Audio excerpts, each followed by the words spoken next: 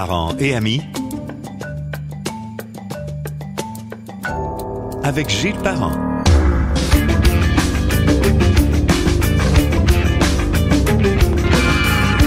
Bienvenue sur Parents et Amis, qu'on retrouve sur les applications les plus connues un peu partout sur le web.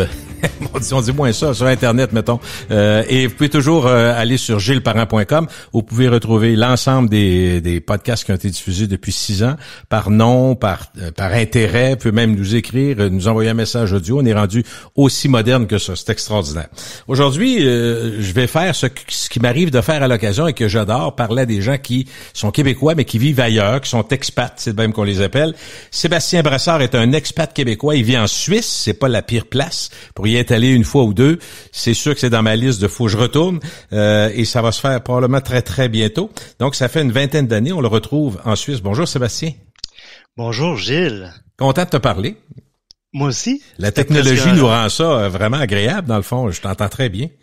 Yes. Ouais, je suis tellement content, ouais. Je t'écoute depuis que je suis parti du Québec, en fait. Ah oui? Depuis 2005. Ouais, je t'ai suivi, oui. C'est bien, c'est très gentil, je l'apprécie. On a eu toutes sortes de péripéties et on continue à parler encore au micro, ce qui est agréable. Le public est vraiment très, je dirais très compréhensif, très aimant et on me parle tout le temps du zoo, de la jungle. On se rend compte qu'on a eu un impact pour le public, c'est toujours très, très agréable. Vraiment agréable. Yes. Et moi, tu sais que je pense que les gens qui m'entendent depuis longtemps savent que j'aime voyager. Et à toutes les fois que j'ai une occasion, quelqu'un m'écrit, je dis « Hey, t'es à l'étranger, pourquoi? » Fait que moi, je suis d'une curiosité naturelle. Alors, faut que tu nous racontes, dans le fond, est-ce que je me suis trompé sur le 20 ans? Ça fait une vingtaine d'années que tu es en Suisse? Exactement, je suis arrivé en 2005, le 15 août 2005. Faut que tu racontes l'histoire. Dis-nous d'où ça part, quelle est cette folie-là, puis est-ce que c'était prévu de même ou finalement, de fil en aiguille, vous êtes resté? Raconte-moi les débuts, la genèse de tout ça. Yes. En fait, j'ai rencontré ma future femme qui était Anne-Claude Gagnon, qui est hygiéniste dentaire. Okay. Je l'ai rencontrée en 2002 au Québec. Oui. Elle avait vécu à Brigue, en Suisse, de 97 à 2000. Ça se peut, je mélange le Suisse, français-suisse et le québécois.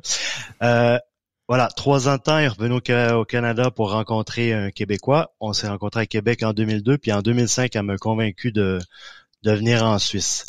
Donc, c'est pas banal parce on avait un enfant de 4 mois quand on est arrivé en Suisse. Oh, OK. Mais ouais, ça a été un peu plus rude pour les débuts, là, mais non, c'est extraordinaire. Puis je vis dans un endroit extraordinaire, le Valais, c'est un microclimat. Il y a 300 jours d'ensoleillement par année. Wow. Au pied des montagnes, donc c'est vraiment fantastique. Puis je sais que de mémoire, il me semble que le Valais, il y a du très bon vin blanc. Ça se peut-tu? Exactement, vin blanc, vin rouge. En fait, j'ai jamais bu de vin blanc avant d'arriver en Suisse. C'est ici que j'ai découvert ça. OK. Est-ce que tu te rappelles quels ont été les éléments de conviction de ta blonde parce que c'est quand même une grosse décision, là, Sébastien? Oui, exactement. En fait, moi j'ai jamais travaillé dans les hôpitaux beaucoup au Québec. J'étais un peu j'ai un parcours atypique en fait, c'est que je suis sorti du cégep, puis j'ai suivi un cours pour travailler en pharmacie. J'ai fait ça pendant 2 ans. Puis après, quand je l'ai rencontré, moi je voulais être représentant. Mais représentant au Québec, tu as besoin d'un bac, puis moi j'avais qu'un DEC. OK. Donc à un moment donné, elle m'a dit pourquoi pas aller en Suisse. Puis notre diplôme en Suisse est super bien reconnu. La langue, c'est facile. Donc, c'était super facile d'avoir un emploi en 2005. Maintenant, ça a un peu changé, mais voilà. Après, je suis du genre à prendre les défis puis à pas trop réfléchir des fois, puis à me lancer tête baissée. Donc, voilà, on est arrivé en Suisse. T'avais quel âge à ce moment-là? Il y a 20 ans? Ah, mon Dieu, j'ai 47, donc j'avais 27. T'as pas mal 27 dans ça, là, ouais, c'est ça. Je peux pas mentir ben là-dessus. Est-ce que votre entourage, la famille, tout le monde a bien réagi ou il y avait de l'étonnement? Bon, du côté de ma femme, ils étaient habitués. Oui. Quand elle a annoncé qu'il repartait, c'était bon. De mon côté, ça a été au début un peu plus difficile parce que comme je venais d'avoir un enfant, ma sœur, elle se réjouissait de s'occuper de son neveu. Okay. Je verrai plus le petit, c'est ça, dans le fond. Ouais, c'est ça. Okay. Mais au final, quand ils ont découvert la Suisse avec le vin, mon beau-frère, c'est un amateur de vin rouge, donc ils viennent à toutes les 2 ans en Europe, puis on se voit à chaque fois, puis c'est fantastique.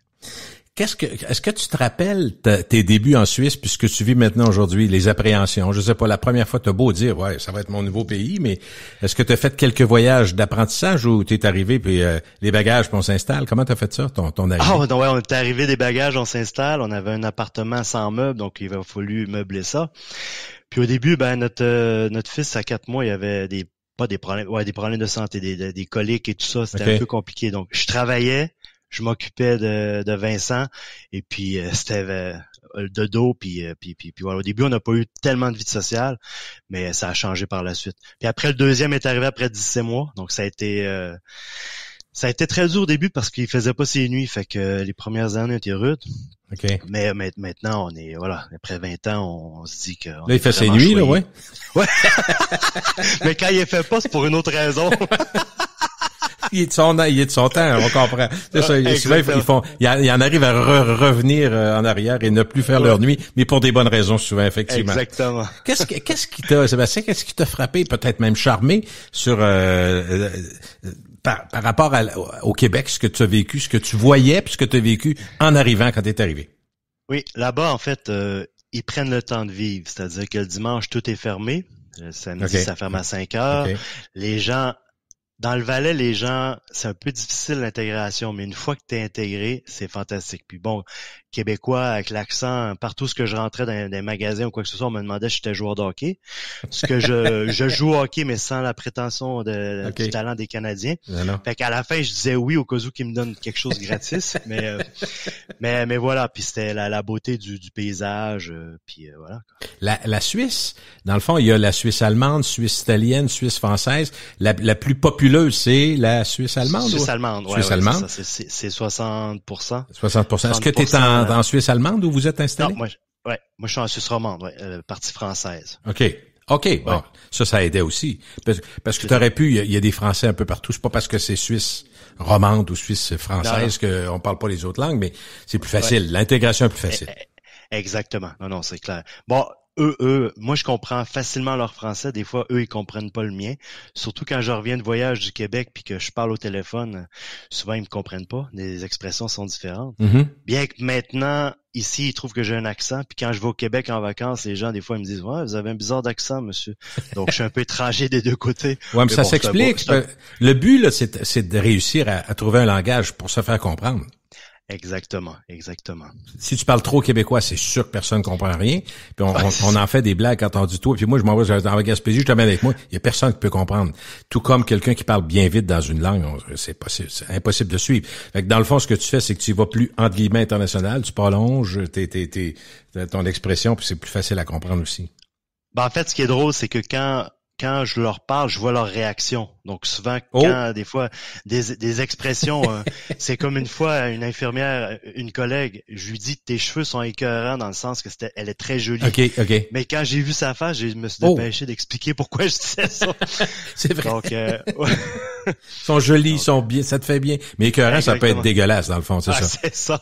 C'est ça. Mais au fil du temps, tu dois commencer à t'habituer là. Ah oui. Non. Ben oui. Est-ce que quand on dit des Français, c'est essentiellement des Français de France ou des Français d'Europe qui sont autour de toi dans ta vie tous les jours?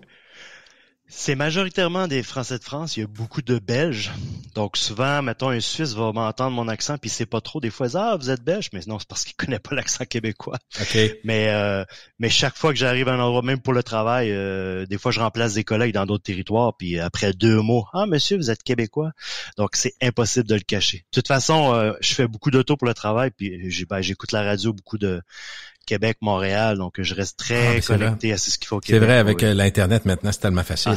On s'en rend pas compte, mais en même temps, être tout comme ce qu'on voit le plus, tu me diras si je me trompe, mais pour la majorité des gens, les parents qui ont des enfants à l'étranger, tout ça, le Messenger est un très très gros vendeur, on se comprend. WhatsApp, je pense qu'il est très très fort en Europe, parce que je travaille de ce temps-ci avec des Européens à qui j'ai parlé assez régulièrement. C'est WhatsApp constamment. Là. Les autres, c'est comme le WhatsApp est plus utilisé que Messenger, mais dans l'ensemble, cette façon-là de communiquer avec l'image, c'est drôle parce que il y a 25 ans, on aurait dit à quelqu'un, on va avoir le téléphone, c'est comme des voitures vont voler dans les airs sans roue, puis on aurait ri nous autres, mais finalement, c'est commun aujourd'hui, mais ça aide, je pense, à l'intégration et au plaisir d'être loin.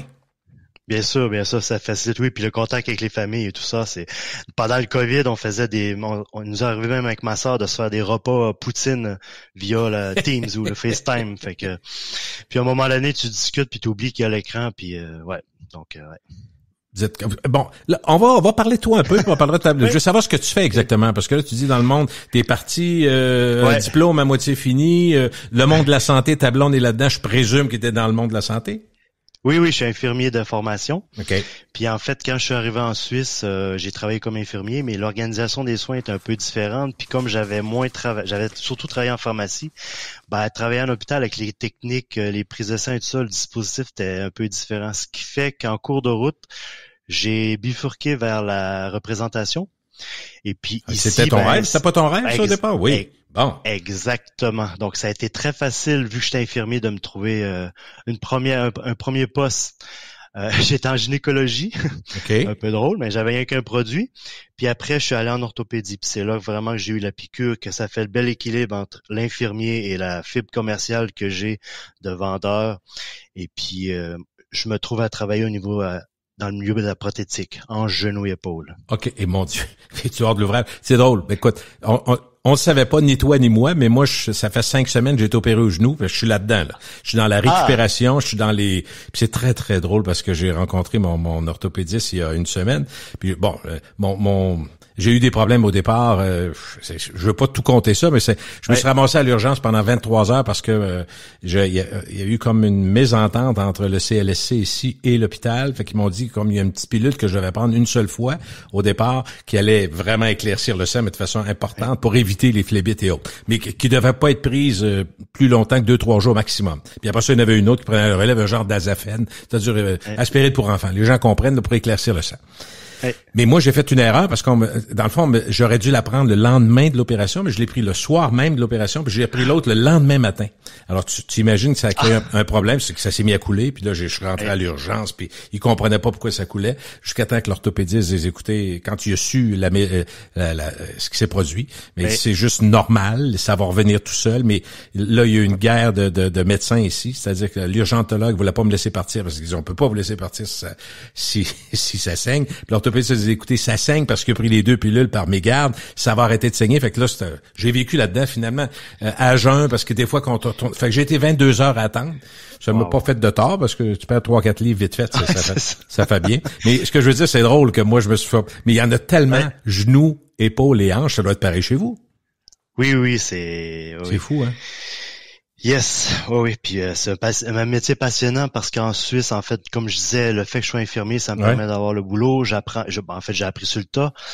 Là, ça fait 15 ans que je fais ça. Et puis ici, en Suisse, on peut ce qu'on appelle se laver, être stérile avec le médecin. Ce qu'au Canada, on peut pas faire. Tu peux assister, donc t'assistes aux opérations. Ouais, exactement. Donc, des fois, dans des cas très, très compliqués, je suis stérile à côté du médecin. Et puis, c'est vraiment gratifiant, le rôle que j'ai, la collaboration que j'ai avec eux. Souvent, quand ils ont un cas compliqué, ils vont m'appeler avant, ils vont m'envoyer les radios, je regarde ça, je discute avec eux du cas, puis on planifie plan A, plan B, plan C. Et puis voilà, on les accompagne là-dedans. En fait, ton rôle, ce serait de déterminer ou de proposer la bonne prothèse. J'essaie de voir exactement. Exactement. Le bon implant en fonction de la complexité de ce qu'il a pour le bien-être du patient. Toi, en 15 ans, là, si on parle de médecine 2 secondes, est-ce que tu as vu une grande avancée dans les implants? Est-ce que ça change au fil des années par la technologie, la recherche et autres? Oui, ça change énormément. Ça s'améliore. Puis maintenant, on produit même des implants sur mesure. Tu vois? OK. Donc, avec des imprimantes 3D. Après, t'as la robotique, on s'en va. Ça veut dire que on s'en va vers ça. Donc, c'est maintenant possible de faire ça. Moyennant, évidemment, probablement plus de bidou. Oui. Il y a on utilise beaucoup le titane. Donc, selon comment c'est des implants sur mesure, ça peut être très, très cher, oui. Okay. Mais c'est des cas très complexes. C'est les dernières solutions. Je comprends. Après, c'est ça. On peut plus opérer le patient. Qu'est-ce qui t'allume le plus là-dedans? Qu'est-ce que tu trouves le plus grisant? De faire une différence pour l'équipe quand tu rentres au bloc puis que l'instrumentiste, moi après 15 ans, j'ai des relations super, des bonnes relations, oui. Puis que tu les vois être sereins que tu arrives puis qu'à la fin le médecin il te remercie pour l'avoir aidé et tout ça. Donc oui, parfois c'est stressant parce qu'il faut faire livrer le matériel en temps et lieu, mais souvent c'est 48 heures avant pour stériliser les instruments. Puis il faut s'assurer d'avoir tout. Mhm. Donc, ça implique d'aller contrôler le matériel avant l'opération, d'être présent le jour même. Et puis voilà. Est-ce que, Sébastien, t'as eu au fil des 20 dernières années à apprendre, Duolingo étant de ce monde, un peu plus l'italien ou l'allemand pour que ça te serve dans ton travail? Non, j'ai de la chance. Oui, ça, en Ben, fait. c'est l'anglais peut-être qui est la langue Oui, de c'est travail? l'anglais, exactement. OK. Bon, l'allemand est super important. Mais j'ai réussi à m'en sortir avec l'anglais. C'est clair qu'il y a des postes que j'ai pas pu avoir dans le passé parce que je parlais pas allemand. Mais au final, quand on va dans des cours à l'international avec des médecins, tout se passe en anglais. OK. Donc ça va. OK. Donc, toi-même, t'es capable de... Évidemment, tu maîtrises l'anglais et le français, là. Oui. Pour travailler, c'est fantastique. On va parler un Yes. petit peu de la région où t'es, là. Donc, t'es à Sierre, exactement, c'est ça? Oui, c'est à 1 heure de Lausanne à peu près. OK, donc, t'es dans le Valais. Comment tu décrirais la ville? T'es près des montagnes, mais je veux dire que tu peux me donner des comparaisons. Les gens connaissent, mettons, plus la France, les Menuires, Oui. je sais pas, moi, les montagnes québécoises, en Atticus-Sama-Sault, je sais que c'est autre chose. Non, parce que quand on arrive à 13 000 pieds ou 10 000 pieds, c'est autre chose. Ouais, Mais raconte un peu ce que tu vois autour de toi. Ben nous, c'est presque que des vignobles, donc ça, c'est super joli. Oui. C'est une petite ville parce que tout est petit en Suisse, donc c'est une ville d'à peu près 15 000 habitants, mais on n'a pas beaucoup de maisons, c'est surtout des appartements. Donc c'est tout centré dans un petit espace. OK. Mais c'est une super de belle ville, c'est calme pour une jeune famille, c'est super. Puis le coût de la vie en Valais, ben c'est acceptable dans le sens que les appartements c'est moins cher, les places de parc c'est moins cher. Nous on paye les assurances santé, OK. donc achète pour la famille. Que si j'étais à Lausanne ou Genève, ça me coûterait deux fois voire 3 fois le prix. Juste le fait d'être en région, c'est beaucoup moins cher? Ah oui, c'est le jour et la nuit, exactement. Est-ce une raison pour laquelle vous êtes installé là? Une des raisons? En fait, c'est ma femme qui avait travaillé à Brigue, qui a 20 minutes, OK. 20 minutes de Sierre, mais Brigue, c'est suisse-allemand. Donc, je voulais pas aller là. Et puis, je voulais au moins avoir une ville en français. Et puis, non, c'est une super belle ville. Vous êtes-vous déjà posé la question le soir sur l'oreiller en jasant ta femme et toi, si on faisait à peu près les mêmes jobs au Québec, est-ce qu'on aurait autant d'argent de libre ou en réalité, il y a des choses qui se comparent pas là. Bon, parce que toi, probablement que tu fais du vélo à l'année là-bas parce que c'est tempéré, c'est ça? Yes. Ben oui, là, oui. ça, c'est un gros avantage. Mais mettons qu'on parle juste monétaire, là. Est-ce que les jobs ici puis là-bas, ça pourrait se comparer? Non, c'est Non. pas le même monde. Non, OK. c'est pas le même. Après, ici, c'est être utilisateur-payeur, dans le sens qu'on paye pour tout, Oui. mais l'impôt, je suis imposé à peu près à 25%. Donc, OK. le salaire est beaucoup plus élevé. Au Canada, il faudrait être les deux à travailler à 100%. Comprends. Là, ma femme, Comprends. elle travaille à 50-60%, puis on réussit à avoir Une bonne vie, là. OK. Vous êtes C'est différent. Je comprends très bien. Le fait d'avoir Ouais. les impôts comme en réalité, moi j'aime ce système-là parce que dans le fond, ce que ça fait, c'est une base d'impôt socialement acceptable. Le reste, si tu dépenses plus, si tu dans le fond, t'es plus taxé. Dans le fond, t'as des taxes sur les services ou on appelle ça des impôts pareils, mais je comprends. Ouais. Si t'es pas un grand utilisateur des services privés et publics, tu payes moins parce que t'as ton 25% puis c'est tout. Exactement. Ça peut être un Puis avantage. Puis le système de santé, ça a un certain prix, mais demain matin, je vais être opéré, j'ai une place dans 1 mois, des fois dans 2 semaines. OK, je comprends. Ça aussi, c'est un gros avantage. Et oui, ça compte. C'est pour ça que je te parle. Je veux pas juste parler d'argent, mais dans les faits, quand on prend une décision de couple avec des enfants, faut regarder, on s'en va où? On va être capable de parvenir à bien vivre, là? Parce que les enfants, on va être capable de les amener au bout de leurs études, parce que ça coûte cher partout. Oui. Puis en fait, le système suisse pour les enfants avec l'école, c'est bien parce que tu as des CFC qui appellent, c'est un peu comme les DEP au Canada, au Québec. Mm-hmm. Mais après, si tu pars dans une direction, parce que faut choisir à 15 ans ce qu'ils veulent faire. Oh. C'est très compliqué. À 15 ans, T'es t'as pas la sûr, maturité t'es loin pour de... ça. non. Mais après, ils ont plein de passerelles. C'est-à-dire qu'ils commencent un cours, puis s'ils se rendent compte que c'est pas le bon endroit, après, ils font 1 année de transition, puis ils peuvent aller refaire une formation. Donc, c'est fantastique. Dis-moi, dans les plus, mettons, de vivre là-bas, Oui. on parlait tantôt de faire du vélo à l'année, tout ça. Donc, l'entourage plutôt charmant, température... On en vient tout le temps à parler de température pareille. Quelqu'un qui dit, je vais m'en aller en Côte d'Azur, il espère une température jamais très, très, très froide. Ceux qui vont en Floride, ils vont chercher quoi? T'as beau dire c'est la Floride, mais ceux qui allaient là, puis il y en a eu beaucoup, puis il y en a encore en Arizona, ils vont chercher de la chaleur. Fait que chez vous, sans dire que c'est la grande chaleur, c'est un gros plus. Les gens qui vivent autour de toi vont chercher ça aussi. Ah, définitivement. Nous, l'hiver, dans le jour, il peut faire 15 degrés.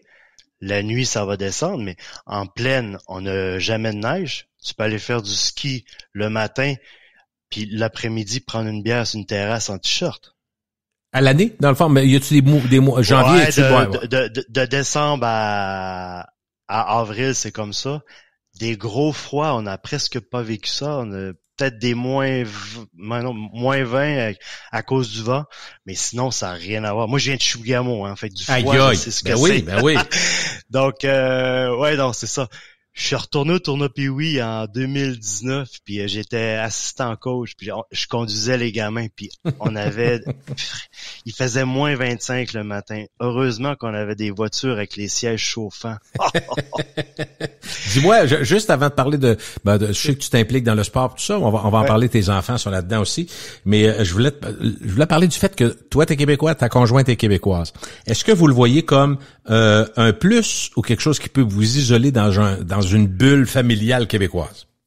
Non, pas du tout. Le fait qu'Anne-Claude avait déjà eu une expérience quand on est arrivé, ça m'a beaucoup aidé parce qu'elle a pu me guider. Oui. Après, d'être québécois, on est tellement aimé là-bas que partout ce qu'on passe, on se fait l'accent, les Québécois, on est accueillants. Quand il y a des Européens qui viennent au Québec, les Québécois, ils aiment les Européens. Partout où on passe, même mes fils quand ils parlent, puis que les gens savent qu'ils sont Canadiens, il y a un intérêt qui est c'est presque gênant. C'est pas juste une curiosité là, Sébastien, tu me dis un intérêt là. Ah oui, c'est partout ce que je passe, même encore après 20 ans, des fois, je reste surpris de l'accueil que j'ai ou ah ouais, l'accent québécois, c'est trop cool. Puis après, ils nous racontent qu'ils sont déjà allés ou qu'ils voudraient y aller. Puis non, c'est.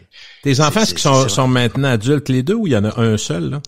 19 et 20 ans, ouais. Ah, 19-20 ans. Bon, dis-moi, est-ce qu'ils se sentent plus suisses ou canadiens? C'est une question, j'ai pas le choix là. Oui, c'est drôle, je vous ai posé la question cette semaine, puis bien que en préparation de notre entretien exactement, ben oui, je voulais pas répondre. Ouais, je me suis dit, ouais.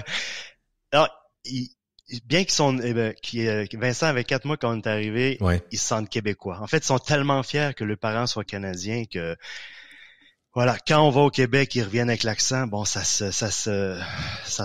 s'évapore assez rapidement puis ils reprennent l'accent suisse. Mais non, eux, ils aimeraient retourner au Québec. Mais après, c'est pas la même vie.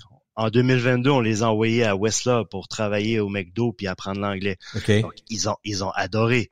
Mais voilà, quoi, c'est. Après, ils décideront ce qu'ils veulent une fois qu'ils auront leur formation terminée. Mais comme il y a à 15 ans, il fallait qu'ils choisissent une orientation, est-ce qu'ils savent un peu ce qu'ils veulent faire comme métier? Ouais, le premier est informaticien, puis là, il vient de finir. Il s'est trouvé un premier travail. Donc, ça se passe super bien. Ben oui. Puis il y a une bonne équipe. Il va avoir de l'ouvrage. Ah oui. Puis non, mais s'il veut voyager, informaticien, tu en as besoin partout. Donc, c'est tout comme ta conjointe qui est infirmière, ce genre de travail où on en a besoin partout. Tu te dis, si tu dois te déplacer, c'est plus facile. Sans dire que c'est simple, c'est plus facile quand même. Oui. Puis le deuxième, il fait un cours de commerce. Donc, ça, être représentant ou un truc comme ça, après, tu peux te trouver un job partout. En fait, ma femme, elle est hygiéniste dentaire, elle est pas infirmière. OK, excuse-moi. C'est un détail. Non, ben, c'est pas un détail, c'est pas le même job, là. C'est parce que ça elle écoute l'entrevue, après, elle va me dire, tu as pas dit. Elle va dire, j'ai le parent, il en arrache, puis tout. Quand même. Qu'est-ce que vous gardez dans votre quotidien de la culture québécoise? Est-ce qu'il y a des choses que tu sais? Ben, à la maison, on parle québécois. Okay. On a regardé District 31. OK, des séries québécoises. Ça, je me demandais, des séries québécoises. Oui, OK. Moi, vu que j'écoute beaucoup la radio Québec, quand ils parlent des trucs qui sont vraiment populaires, nous, on les écoute après. Okay. Bon, la poutine, hein, ça, c'est notre repas de famille. Je la sauce Saint-Hubert en sachet du Québec, puis presque à toutes les semaines, on mange une poutine.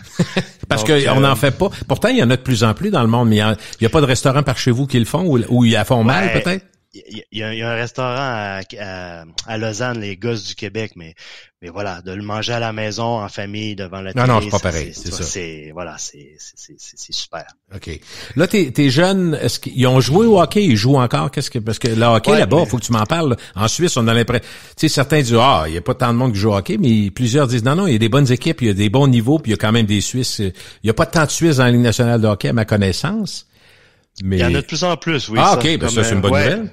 Ouais. Les Devils du New Jersey, ils ont 3 ou 4 joueurs. OK. Non, mais en fait, nous, c'est avec l'école qu'ils ont eu une initiation de patin au mois d'octobre. OK. Et après, ils ont croché, ils ont jamais arrêté, fait qu'ils ont commencé à 4 ans, bien qu'on les a mis sur des patins en 2 ans et demi.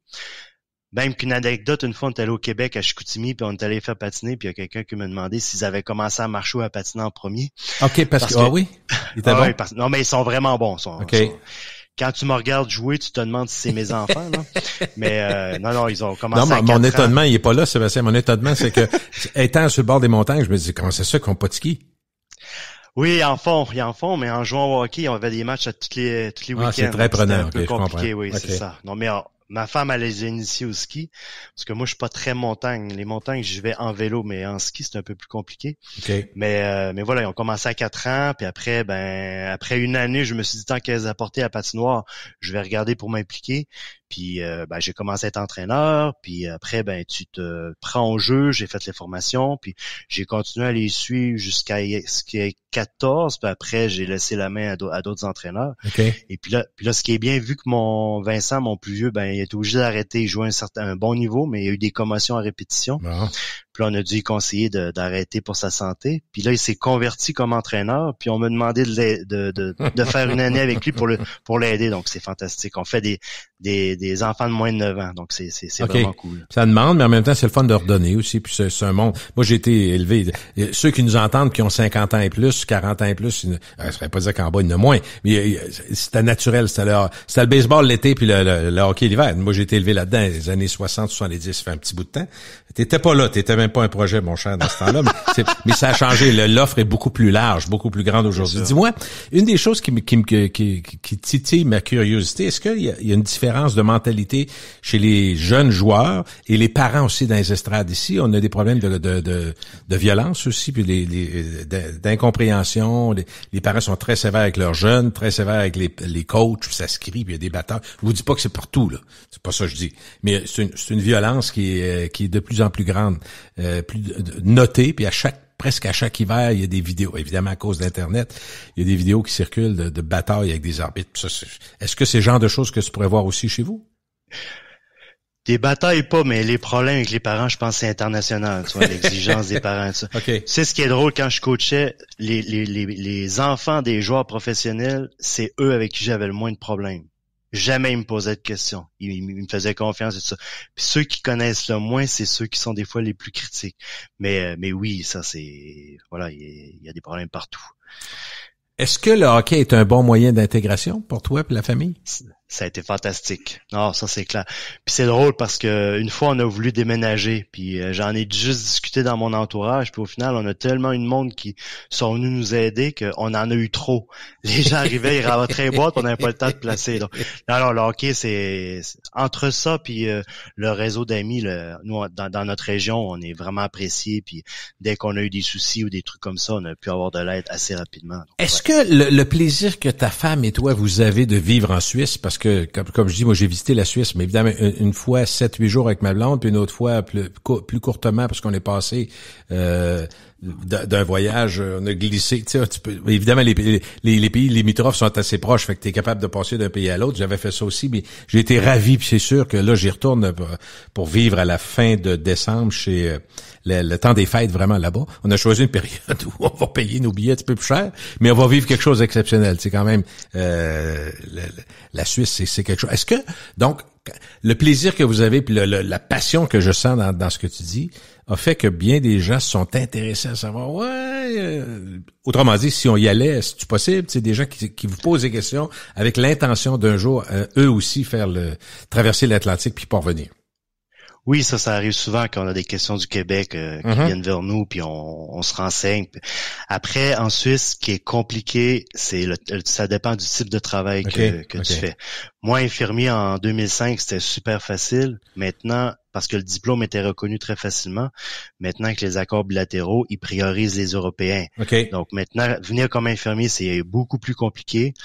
Donc, les hygiénistes, c'est encore assez simple. Mais ça dépend des métiers. Mais oui, c'est un super pays. Ça se peut que vos enfants fassent autre chose que vous. Ça se peut qu'à un moment donné, décident soit d'aller étudier ailleurs en Europe, revenir en Amérique. Mais est-ce que vous, ta femme et toi, vous dites, c'est possible qu'on meure ici?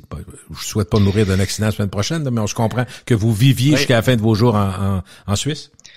Écoute, Gilles, moi, jusqu'à 2-3 ans, je rêvais peut-être de retourner au Québec, mais quand tu vois le coût de la vie au Québec quand il retourne, ça fait un peu réfléchir, tu vois. C'est incroyable que les gens disent vraiment ça. changé. Tellement, tellement. Ma sœur, ils sont venus une fois en Italie, ont mangé, puis 2 jours après, ils se retrouvaient à Québec, puis ça les avait coûté presque le double de ce qu'ils avaient pris en Italie. Donc voilà, après les enfants, oui, je pense qu'ils rêvent. Ils idéalisent un peu la vie au Québec parce qu'ils sont allés surtout l'été. Oui, S'il y a eu un hiver, c'est autre chose, mais Oui. mais voilà quoi. Mais leurs amis sont en Suisse. Oui, ça c'est clair. Après, ouais, ils ont des amis qui sont retournés au Québec, donc ils gardent un lien très fort. Ils se parlent souvent, soit en jouant à la PlayStation ou des trucs comme ça, mais oui, notre vie est ici. Dans 20 ans, si on repart puis on revient au Québec, il faut entre guillemets refaire notre vie, notre réseau, puis oui, à la famille et tout ça, mais chacun a sa vie, puis après, quand on retourne puis on voit les amis, c'est comme si c'était hier. Donc Ah oui, tu reprends là où t'as laissé, c'est ça. sûr. Exactement. Est-ce que les autres vont vous voir? Est-ce que la famille, les... Oui, ça c'est cool. On a nos principaux amis, ils viennent assez souvent. Et puis, ma sœur, mon beau-frère, parce que mes parents sont plus là, mais ma sœur, mon beau-frère, ils viennent à tous les 2 ans. On les a vus en février dernier, puis là, je les revois au mois d'octobre. Donc, non, c'est cool. Vous avez un lien encore assez intense avec les membres de la famille. Oui, très fort, très fort. La famille, c'est super important. Je te dirais que c'est ce qui, avec le temps, c'est la seule chose qui peut peut-être peser lourd. Ouais. À Noël et tout ça, de pas être en famille, parce que quand j'étais au Québec, on se regroupait toujours. Mm-hmm. Mais ça vous manque des fois. Ouais, ça manque, de pouvoir les voir plus facilement. Après, c'est clair que les technologies, on se parle quand même. Mais ça, c'est majeur, c'est majeur. Non, je sais que c'est pas pareil, mais ça a changé. Hey. Non, mais ça a changé, ça a tout changé. Puis même dès le début, mes beaux-parents venaient 2 fois par année, presque un mois. Ça l'a beaucoup aidé parce qu'avec des jeunes enfants, pas de réseau, c'était très dur au début. Ça venait donner un vrai coup de main, là, quand on oui. Ma belle-mère, elle faisait à manger, puis mon beau-père, il s'occupait des enfants. Puis une fois, on a voulu aller au cinéma le soir, puis on était partis en voiture, puis là, on disait, ouais, le film est à 8h, ça finit à 10h, le temps de revenir à 11h, mais on était tellement claqués qu'on est revenu, puis on n'est même pas allé au cinéma. Mais écoute, combien de fois, ceux qui nous entendent, t'as un jeune enfant, puis les beaux-parents, les parents, les grands-parents, en fait, des jeunes, vont dire, regarde, profitez de la soirée, on va les garder, pas de problème, puis là, t'es chez vous, puis finalement, tu te rends compte que... Tout ce que tu veux, c'est dormir. Fait que les plans de projets, de toutes sortes d'affaires, ça prend le bord assez vite. Je comprends très bien ce que tu dis. Puis ce que tu viens de raconter, il y a sûrement beaucoup de monde qui ont fait ça. On va au restaurant, finalement, en cours de route. Oh, on a un film qu'on pourrait écouter peut-être au lieu de... Oh oui, c'est la fatigue, c'est un élément majeur avec des jeunes enfants. Mais là, t'es rendu ailleurs. Là. Vous êtes rendu ailleurs. Non, c'est un autre point. Tu vas quasiment être prêt avec grand-père, là, mais ça presse pas. Là, mais... c'est ça. Non, là, on doit apprendre à vivre presque à 2. Ils sont indépendants, ils font leur vie. Puis non, c'est cool. OK. Dis-moi, je sais que quand je t'ai parlé, tu me dis je vais réaliser un rêve. Moi, je pensais que c'était de parler avec moi en podcast, mais c'était pas que ça. Parce que t'as envoyé ton nom pour être bénévole aux Jeux de Turin, les Jeux qui s'en viennent en Italie au mois de février, c'est ça, février prochain? Exactement, à Milan, ouais. Milan, j'ai dit Turin, OK. Turin, c'était le dernier. Il y a pas de problème. Milan, pour être allé à Milan, je me dis que, me semble, j'ai pas vu beaucoup de neige là, mais en tout cas. Ah, c'est ça. Aujourd'hui, ça a même plus l'air d'être un problème, là. Fait que avec tout ce qu'on a vu depuis une vingtaine d'années, mais quand même. Alors, toi, c'est quoi, d'où vient cet intérêt-là? T'avais rêvé de faire les Jeux olympiques parce que t'étais bon ou t'as rêvé de le faire sans être très bon? C'était quoi?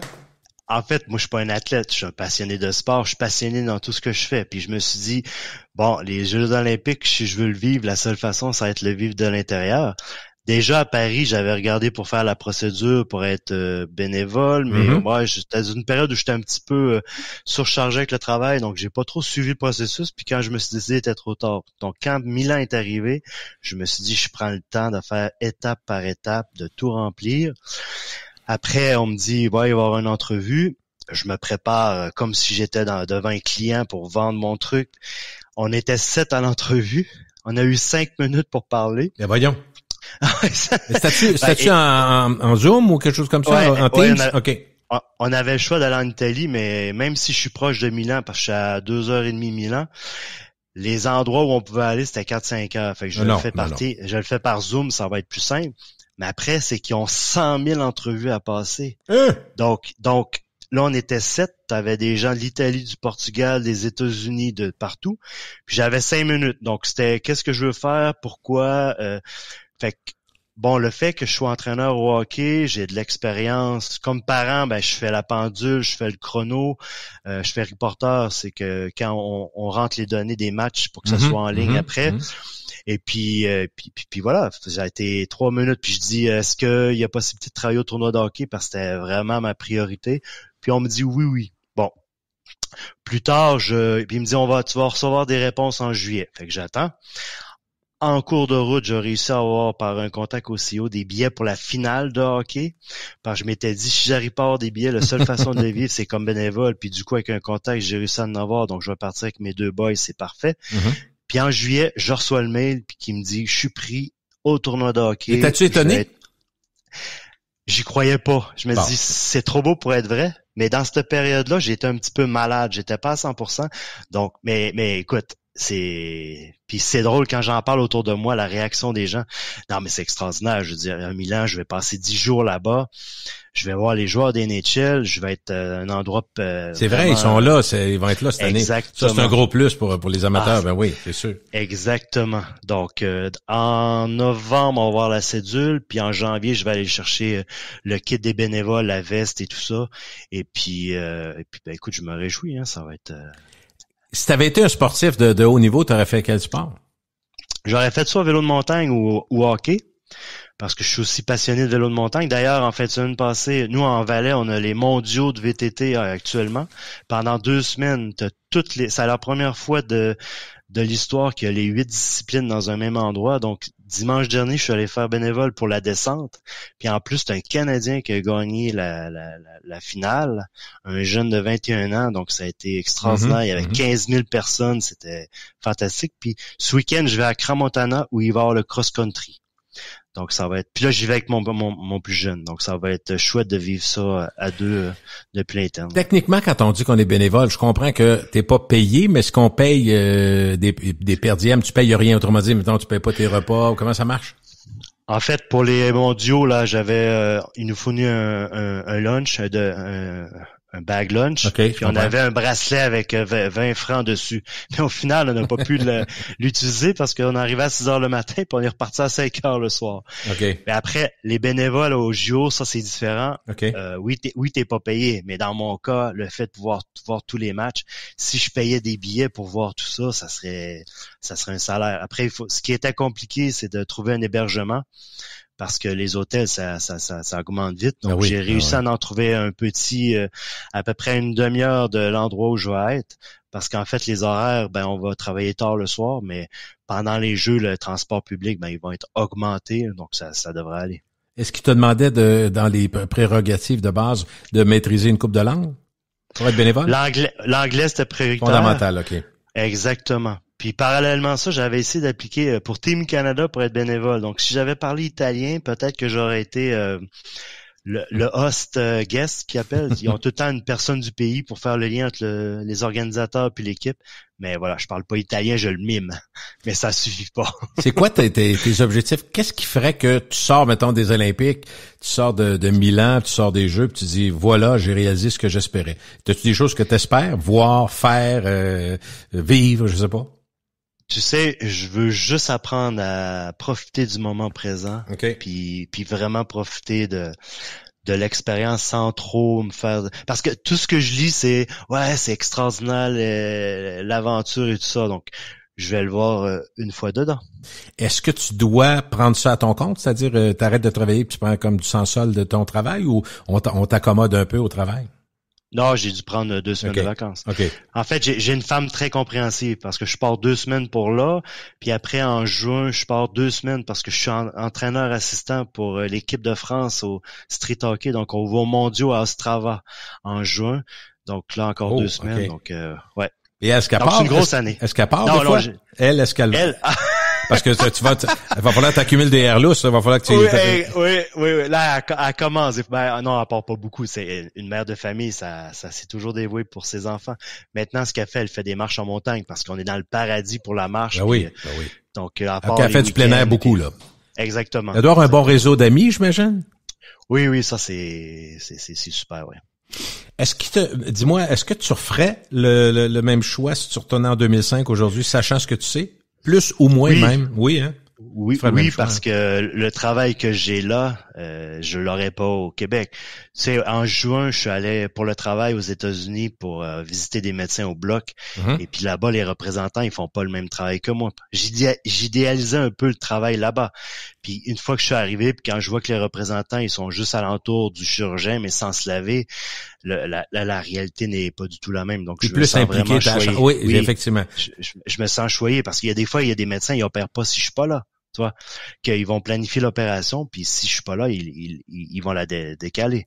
Donc, je suis vraiment privilégié. Après, j'ai une relation de long terme. Tu vois, ça s'est pas bâti du jour au lendemain. Mais ouais, j'ai une belle pratique. Est-ce qu'il y a quelque chose qui, toi et ta blonde et les enfants, vous manque du Québec, à part la poutine, puis bon, le Canadien de Montréal, que tu peux même écouter, ou d'autres clubs de hockey? Mais c'est des choses qui te manquent tant que ça? J'ai l'impression que pas tant. J'ai le feeling que... Hein? Non, à part certains restaurants, la Cage au Sport, Saint-Hubert, quand il va, non, c'est vrai que pour ça, notre vie, elle est vraiment bien. En fait, c'est différent. Ouais. Moi, ce que j'aimerais des fois, c'est avoir le rythme d'un joueur de hockey qui fait 8-9 mois en Suisse puis qui retourne 3 mois au Québec. Okay. Donc ça serait, pour profiter de la famille, ça serait le plus bel équilibre. Mais voilà, on peut pas tout avoir dans la vie. Mais si je te demandais, qu'est-ce que la Suisse t'a donné que t'aurais jamais eu au Québec si t'étais pas parti? Tu sais, quand je reviens, il y a des choses qui me choquent un peu, c'est qu'en Suisse, pas qu'on sait plus vivre, mais culturellement, on tutoie pas les gens. Ça va être plus long avant qu'on tutoie les gens. Il y a un respect d'installer, là, ok. C'est complètement différent. Tu vas dans un magasin, mon petit monsieur, ma petite madame, il y a des fois qu'il y a des trucs que j'aurais pas pensé quand j'étais au Québec. Maintenant que je suis en Suisse, puis quand je retourne au Québec, il y a des petits trucs comme ça pas qui m'agace, mais que je vois qu'il y a une différence. Il y a une familiarité au Québec qui s'est installée, effectivement, puis moi, écoute, j'ai 65 ans aujourd'hui, j'ai dit ça, mais j'ai l'impression que c'est pour moi, tu sais, je me sens pas là parce que mes enfants diraient, t'as encore le cerveau d'un gars de 22 ans, je fais encore des blagues, puis tu sais, mon passé me rattrape, là, puis j'ai du plaisir à vivre, j'ai du plaisir à travailler, je travaille beaucoup moins, là, mais je veux dire, sauf que, tu sais, je le vis, mais en même temps, tu sais, on est ce qu'on est. On peut exactement. pas... Mais tu vois, au niveau culturel en Suisse, au Québec, tu parles 2 langues. C'est impressionnant. En Suisse, en bas de 4 langues, ils te considèrent pas. Ce que je veux dire, c'est que c'est très, très fréquent. L'anglais, c'est tout le monde? L'anglais? Presque tout le monde. L'allemand, c'est... Bon, mes fils parlent allemand, ça c'est cool, parce qu'ils sont allés à l'école bilingue. Le français, mais il y a l'italien, il y a l'hollandais, il y a plein d'autres langues. Ce qui est drôle, une fois, un anniversaire, quand ils étaient jeunes, ils se sont mis à chanter, on a filmé, puis ils se sont mis à chanter Bonne Fête en français, en anglais, en italien, en espagnol, en portugais. C'était chouette comme moment, ça c'est... Mais ouais. Tu sais, au niveau du travail, ça... Réussir dans la vente comme Québécois, je me suis rendu compte avec le temps que c'était pas évident parce que les Allemands, tu traites pas avec un Allemand comme tu te comportes avec un Suisse. La culture est complètement différente. Puis nous, les Québécois, on est assez directs des fois. Ouais. Donc, ça a été assez drôle au cours des années comment je peux être perçu auprès de certaines personnes. Mais après, c'est enrichissant une fois que tu t'adaptes. Et quand quelqu'un est né là-bas, par exemple, en Suisse, puis qui sait que toi, t'es au bout du monde, au Québec, puis que le naturel, c'est plus de travailler en France, par exemple, parce que la langue est plus simple, la culture est plus simple aussi, ils doivent dire, qu'est-ce que tu fais? Qu'est-ce que tu fais ici? Ça doit arriver assez souvent quand on dit, qu'est-ce que tu fais ici? Puis là, tu leur dis, ça fait 20 ans, je dis, ben voyons donc. Eux, ils comprennent pas au début, puis ils me disent souvent, pourquoi t'es là? Puis quand je dis la température, je raconte un peu les saisons au Québec, l'imposition, donc ils comprennent assez rapidement. C'est drôle, tu sais, quand j'écoute beaucoup la télévision française, la radio française, je suis vraiment un francophile, j'aime vraiment il y en a beaucoup qui aiment pas l'accent, puis tout ça, mais quand j'entends les Français, puis toutes sortes de Français, des gens connus, pas connus, des gens de l'élite, pas de l'élite, il y a beaucoup de gens qui encore aujourd'hui, rêvent de vivre en Amérique. Puis il y en a beaucoup qui aiment le Québec parce qu'ils disent c'est l'Amérique, mais en français, au lieu d'aller aux États-Unis, par exemple, à New York et les autres. Est-ce qu'il y a ça un peu en Suisse encore, le désir de, peut-être pas d'aller vivre là, en Amérique, mais d'aller en Amérique? Ben, il y a beaucoup de Suisses qui vont vivre au Québec. ils vont souvent dans des fermes, des trucs comme ça. OK. Après, ce qui est drôle, c'est quand les Suisses me disent, mais vous êtes un peu comme les Américains. Oh, là, je dis, non, il y a une différence entre les Canadiens et les Américains. Mais souvent, ils mélangent tout, tu vois, c'est... Ben, c'est sûr, on n'est pas pareil. Par contre, on n'est pas européen non plus. Tu sais, Non, c'est clair. Après le Vieux-Québec, quand les gens me parlent de Québec, il y a des fois le Vieux-Québec. Je suis plus maintenant parce que ça a tellement changé la ville de Québec, ça a grossi tout ça. Mais le Vieux-Québec avait un certain cachet européen quand tu vas. Oh oui, absolument. Mais c'est encore vrai ça. Donc, les gens viennent, surtout les Américains et les Canadiens anglais. Il y en a qui aiment moins voyager. C'est quand même un lot de problèmes voyager. Pas tellement de se rendre à quelque part, c'est d'aller dans les aéroports, la sécurité qui a été depuis le 11 septembre 2001, qui est augmentée partout. On est bien content de ça, mais en même temps, ça rallonge les voyages. C'est exténuant à voyager parce que tu as des retards. Aussitôt qu'il y a un petit problème technique, ils prennent pas de chance, ils arraisonnent l'avion, changent l'avion, débarquent l'avion, sortent les valises. Tu sais, il y a beaucoup plus de problématiques liées à la sécurité. Donc, c'est pour bien des gens à un certain âge, tu dis, là, on va dire le mot en F, souvent c'est assez, là, le voyage. on va voyager. Ceux qui peuvent prendre la voiture, tant mieux, mais il y a beaucoup de gens qui vont décider de vivre l'Europe par le Québec, parce que la ville de Québec, entre autres, dans les murs, c'est très, très, très européen, c'est très, très beau. C'est pas très gros, là. Faut se comprendre. C'est une petite, la dimension est pas très grande. Par contre, c'est vraiment charmant. Puis, le charme de Québec, c'est aussi les montagnes, le côté verdoyant, le fleuve. Il y a beaucoup d'avantages. Mais on le voit. Très honnêtement, je parlais avec mon beau-père qui a été président des champs de bataille des plaines, donc pendant 10-12 ans. Il dit, c'est pas compliqué, Gilles, si on arrêtait le tourisme du jour au lendemain, on ferme la ville ici. C'est pas compliqué. Là. C'est clair. C'est très fort le tourisme à Québec. Et Montréal aussi, mais particulièrement à Québec. Puis dans tous les sondages, dans les intérêts canadiens, puis je parle pas des Américains, mais les Américains du Nord-Est surtout, mais les Canadiens, le Québec est c'est un top 3 tout le temps des villes qui veulent visiter dans leur vie. Fait que tu sais, on vit de ça aussi. Mais vous, dans le fond, quand tu es en Suisse, tu parlais tantôt, tu vas aller à Milan. La Duomo de Milan, moi j'ai vu ça, je capotais, il y a beaucoup de belles choses à voir, mais vous avez tellement de choses. Il y a une densité européenne qui est déjà impressionnante, mais il y a tellement de belles choses à 1 heure d'avion. Puis mon frère me dit, moi, mes enfants, ils vont passer un week-end à 5 pays plus loin, puis ça leur coûte 76 piastres avec EasyJet. Fait qu'il dit, on est ailleurs, là. Tu sais, toi, t'as cette chance-là. Je sais pas si vous le faites un peu. Voyagez-vous un petit peu en Europe? Un petit peu, oui. Mais tu sais, moi, je suis très fier parce que chaque fois qu'un Européen va au Québec, j'ai toujours des bons commentaires quand il revient. Chaque fois, ils ont eu une belle expérience, ils ont été bien accueillis. C'est fun, ça. Donc, c'est la fierté d'être québécois. On est accueillant, puis on n'est pas compliqué, on est facile d'approche. Et puis, en Europe, c'est pas comme ça dans tous les endroits. Après, c'est un charme qui est différent. Mais moi, avec le travail, je voyage de temps en temps. Mm-hmm. Mais là, je pense qu'on va se mettre à le faire plus en famille. Pas en famille, mais avec ma femme. Oui, en couple. Les garçons, ils suivent plus. Ouais, c'est ça. Donc, Si dernière question, si quelqu'un veut aller là, demain matin, tu lui donnes un ou deux conseils. D'abord, probablement de trouver une job, là. Tu me dis, si t'arrives là, si t'arrives fling-flang, tu resteras pas longtemps, c'est ça? Non, c'est clair. Oui, après, c'est assez facile parce que c'est la même langue, mais si tu as le bon travail, une fois que tu as le travail, les permis de travail, d'obtenir ça, puis voilà. À ta connaissance, es-tu comme au Québec, par exemple, si tu veux, pour un jeune, la meilleure façon d'entrer, c'est les études?